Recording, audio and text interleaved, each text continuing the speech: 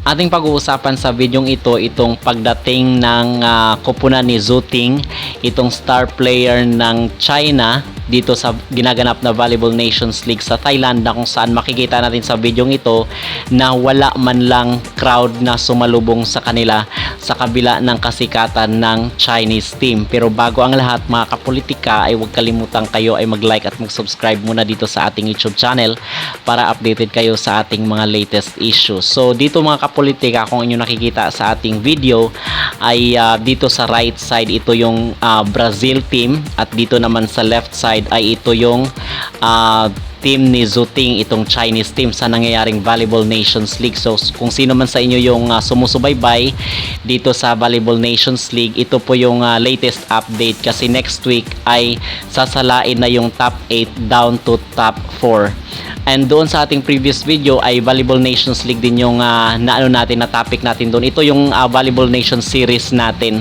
Okay, doon sa ating previous video na pag-usapan natin yung pagkatalo ng Team Japan sa Team Canada. Sa men's naman yon. Andito naman sa women's team ng Volleyball Nations League. So sa left side ito yung team ni Zhu Ting, at dito sa right side naman ito yung Brazilian team. Ito yung team ni Gabi Guimares. At makikita nyo dito sa right side, sobrang dami ng mga fans na nagpa-picture, meron pang nagbigay ng mga bulaklak, at meron pa nga yung nagbigay mismo nung paper bag na may lamang regalo dito kay Gabi Guimares at yung mga ibang mga Brazilian team. And same thing with Poland, kasi dumating din yung Poland dito para nga doon sa Volleyball Nations League na gaganapin sa Thailand, and yung Italy. So sobrang dami ng crowd mga kapolitika.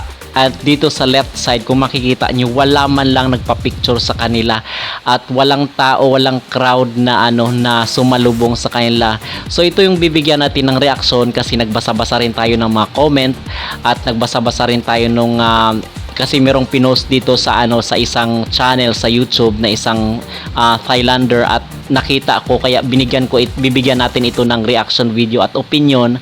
Ano ba yung mga kaganapan na nangyayari, bakit walang sumalubong at wala man lang crowd na nagpa-picture at walang sumalubong sa kanila dito sa Thailand, itong Chinese team.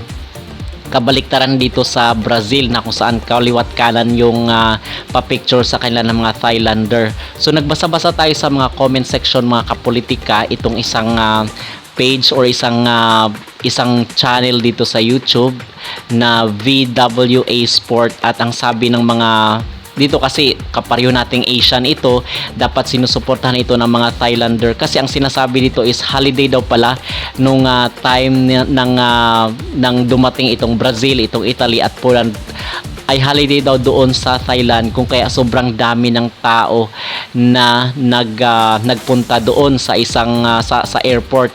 At yung pangalawa naman, sinasabi nila na itong pinadala daw ng Chinese team dito sa Bangkok, Thailand, kasi Team B daw ito ng China. So ibig sabihin wala dito yung mga star player ng Chinese team, sila Zhu Ting, sila Yuan, at yung mga key players talaga ng China. Pero nakita ko dito meron namang mga starter dito, yung minsan yung mga first 6 ng Chinese team is andito naman, itong sila Zhang Nangneng at itong best setter ng China. So andito sa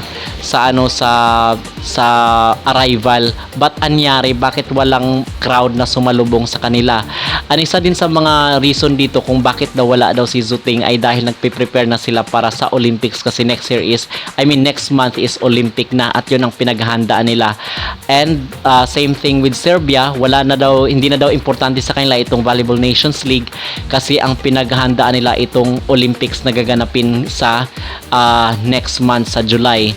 Itong sila Boskovic is wala rin dito sa Team Serbia, kaya ngayon sobrang baba ng ranking ng Serbia mga kapolitika.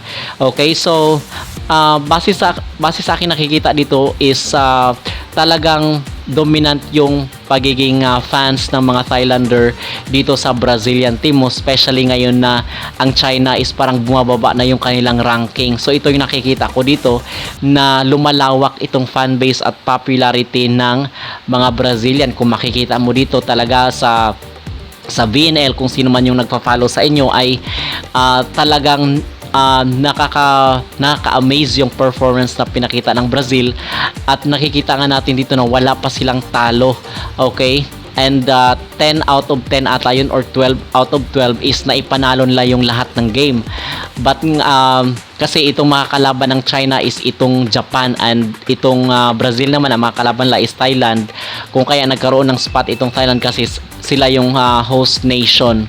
Okay, so basically siguro itong Brazilian team ay lumalawak yung kailang fanbase at kanilang popularity. Kung kaya yung mga Thailander is mas fascinated dito sa Team Brazil, kung kaya nung dumating yung China at wala na, alam rin nila na wala yung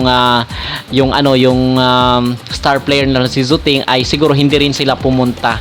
Okay, kung kaya walang crowd na sumalubong sa kanila. Binigyan lang natin ito ng reaction video mga kapolitika kasi siguro doon sa comment section ay nakikita natin na marami ang tatanong bakit walang gaanong crowd yung sumalubong dito sa Team China. And nakikita natin na parang nag-expect sila na marami yung mga team na marami yung crowd or marami yung tao na susundo sa kanila at magpa-picture at marami silang fans dito sa Thailand, but unfortunately iba po yung kanilang expectation sa realidad nangyari kasi wala ngang mga tao na sumalubong sa kanila para makipag-meet and greet. Okay, so mga kapolitika, sa tingin ko dito ang Brazil talaga yung sobrang lakas. Baka sila yung mag-champion this VNL season and baka sila pa yung mag-champion sa Olympics. So yan ang ating abangan sa mga susunod na laro nila mga kapolitika. So yun lamang ating short video at ating short na opinion sa videong ito mga kapolitika. Huwag kalimutang mag-like at mag-subscribe muna kayo dito sa ating YouTube channel para updated kayo sa ating mga latest issues.